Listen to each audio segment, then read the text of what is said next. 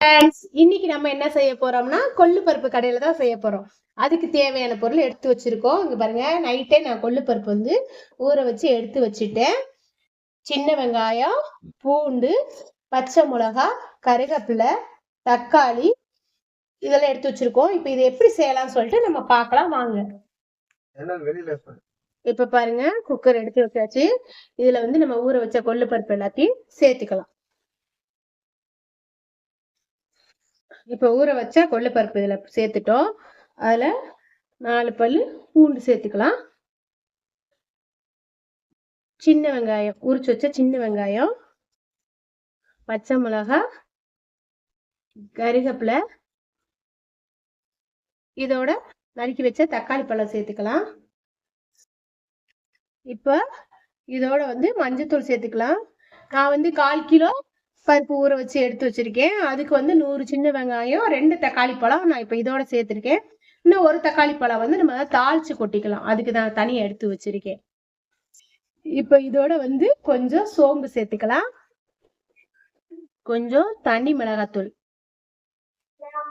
இதோட இப்ப வீட்டு குழம்பு மிளகாத்தூள் வந்து நம்ம சேர்த்துக்கலாம். வீட்டு குழம்பு மிளகாத்தூள் வந்து சேர்த்துக்கலாம். இது வந்து வீட்லயே அரைச்சது. அது வந்து எப்படின்னு சொல்லிட்டு உங்களுக்கு நான் அது ஒரு வீடியோ நான் வந்து போடுறேன். இந்த பக்கம் பாருங்க, சாதம் வடிக்கிறதுக்கு வந்து நான் ஓலை காய வச்சிருக்கேன். இப்ப தண்ணி காஞ்சிருச்சு. நம்ம அரிசி வந்து இதுல போட்டுடலாம். இப்ப பாருங்க, தண்ணி காஞ்சிருச்சு. நான் அரிசி வந்து ஒரு 1/2 மணி நேரத்துக்கு முன்னாடியே தண்ணியில ஊற வச்சுட்டேன். இப்ப நம்ம இந்த அரிசியை போட்டுக்கலாம். இப்ப பாருங்க, சாதத்துக்கு தேவையான கல்லுப்பு சேர்த்துக்கலாம். சாப்பாடை வந்து நம்ம மூடி வச்சிடலாம். அப்பதான் சீக்கிரம் வந்து கொதிக்கும். இதுக்கு வந்து இப்ப 1 கப்பு தண்ணி சேர்த்து நம்ம நல்லா வேக வச்சு எடுத்து வச்சுக்கலாம். இப்ப தண்ணி சேர்த்தாச்சு. இப்ப குக்கர் அடுப்பை ஆன் பண்ணிட்டு நம்ம வந்து விசில் போட்டுடலாம் குக்கர். பாருங்க, இது எல்லாத்தையும் நல்லா மிக்ஸ் பண்ணி விட்டுட்டு இப்ப வந்து நம்ம வந்து விசில் போட்டலாம்.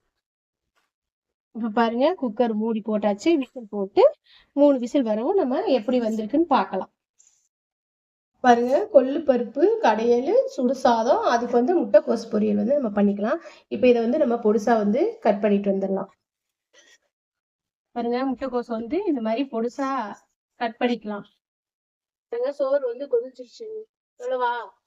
பாருங்க, முட்டைக்கோஸ் வந்து நறுக்கி எடுத்தாச்சு. இப்ப அதுக்கு தேவையான பச்சை மிளகாய், வெங்காயமும் நறுக்கி வச்சுட்டோம். இப்ப தேங்காய் வந்து கொஞ்சம் துருவிக்கலாம். ஏன்னா எங்களுக்கு இங்க கரண்ட்ல சடவுன் ஆயிடுச்சு. அதோட பச்சை மிளகா, தேங்காய், ஜீரகம், பூண்டு இதெல்லாம் போட்டு அடிச்சு போட்டா சூப்பரா இருக்கும். இப்ப பாருங்க, பொரியலுக்கு தேவையான தேங்காய் வந்து துருவி எடுத்துட்டோம். அங்க வந்து 3 விசில் வந்துருச்சு. இப்ப இந்த காயும் வந்து நம்ம தாளிச்சு விட்டுறலாம். இப்ப பாருங்க, சாதம் வந்து 3/4 பதம் வெந்துருச்சு. பருப்பு வந்து விசில் போயிடுச்சு, எடுத்து வச்சிருக்கோம். இப்ப வந்து தாளிக்கிறதா வேலை. இது வந்து முட்டைக்கோஸ் பொரியல் பண்ண போறோம். பொரியல் பண்ணிட்டு நம்ம பருப்புக்கு வந்து தாளிச்சு கொட்டிடலாம். பாருங்க, கடுகு போட்டு இப்ப நறுக்கி வச்சிருக்க பச்சை மிளகாய், வெங்காயத்தையும் சேர்த்துக்கலாம்.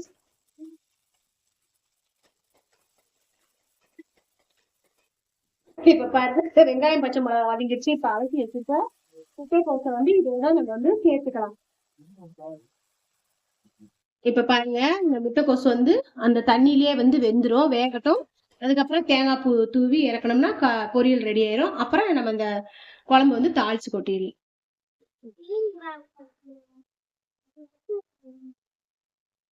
பாருங்க, சாதம் வெந்துருச்சான்னு பார்க்கலாம். சாதம் வெந்துருச்சு. நம்ம தூக்கி வடிச்சு விட்டுறலாம் சாப்பாடை. இப்ப பாருங்க, சாதத்தை வந்து நம்ம வடிச்சிட்டோம். பாருங்க, காய்க்கு தேவையான உப்பு வந்து இதுல சேர்த்துக்கலாம். இப்ப பாருங்க, விசில் போயிடுச்சு. ஓபன் பண்ணி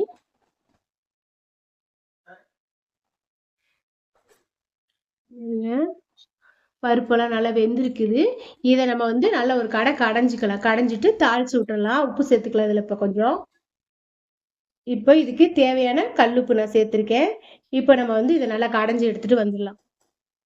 பாருங்க, காய் வந்து இங்கிட்டு நல்லா வெந்துருச்சு, தண்ணி எல்லாம் இதாயிடுச்சு. இப்ப இதோட வந்து நம்ம தேங்காய் சேர்த்துக்கலாம். இப்ப இதுக்கு தேவையான தேங்காய் துருவல் சேர்த்தாச்சு. இப்ப பாருங்க, முட்டைக்கோஸ் பொரியல் வந்து ரெடி ஆயிடுச்சு. அடுப்பா ஆஃப் பண்ணிடலாம். இப்ப பாருங்க நல்லா நம்ம வந்து பருப்பு வந்து கடைஞ்சிட்டோம். இப்ப இங்கிட்டு தாளிப்பு போட்டுடலாம். எண்ணெய் காய வச்சாச்சு, கடுகு சேர்த்துக்கலாம். அதோட 2 காஞ்ச மிளகாய் சேர்த்துக்கலாம். அதோட வெங்காயம் சேர்த்துக்கலாம். இப்ப இதோட தக்காளி பழம் சேர்த்துக்கலாம். இதோட கருவேப்பிலை சேர்த்துக்கலாம்.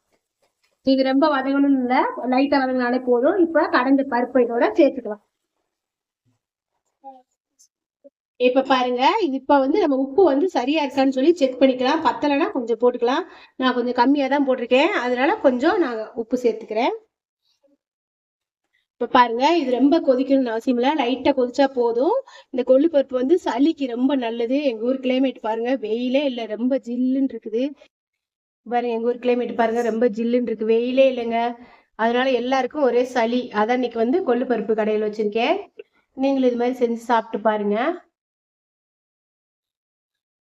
இப்ப பாருங்க, தாளிப்பு போட்டதுக்கு அப்புறம் ஒரு கொதி வந்துருச்சு. இப்ப நம்ம வந்து இறக்கிக்கலாம். இதோட கொஞ்சம் கொத்தமல்லி தழை தூவிக்கலாம்.